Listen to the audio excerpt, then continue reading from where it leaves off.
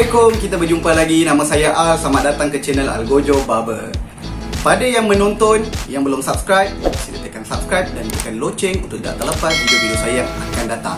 Di channel Algojo Barber ini, saya akan berkongsi tentang tutorial, tips dan vlog segalanya tentang barber. Ramai yang mengidamkan rambut yang cantik, volume yang tinggi. Jadi, pelik macam mana dekat barbershop, barber boleh set rambut korang sangat cantik, tapi bila korang set sendiri selalu tak jadi.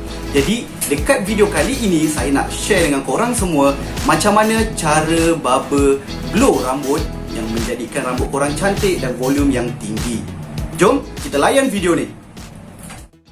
Okay guys, mula-mula kita nak kena tahu dulu produk rambut apa yang kita nak gunakan.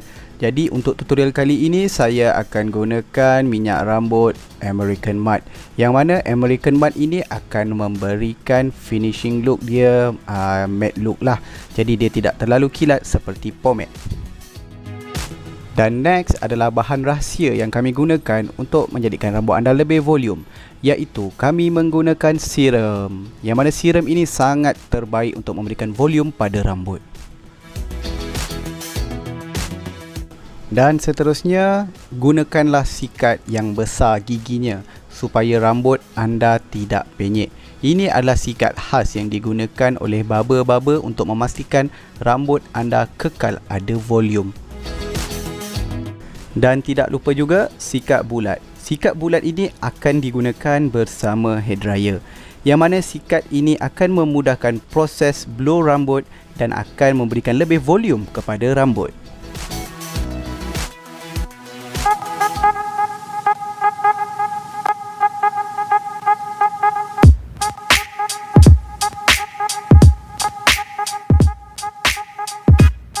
Hai, saya Wira, saya barber anda hari ini.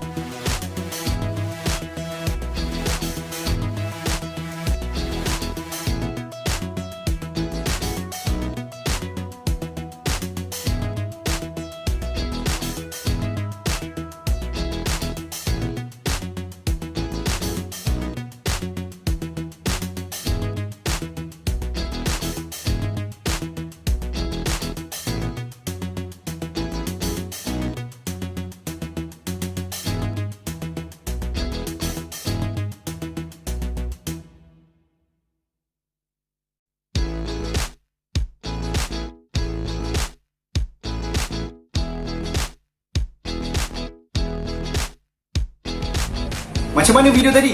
Okey tak? Kalau korang ada sebarang cadangan ataupun ada benda yang korang nak tahu daripada pihak barber, So saya mengalu-alukan korang untuk komen di bahagian bawah dan berikan video apa yang saya patut buat selepas ini.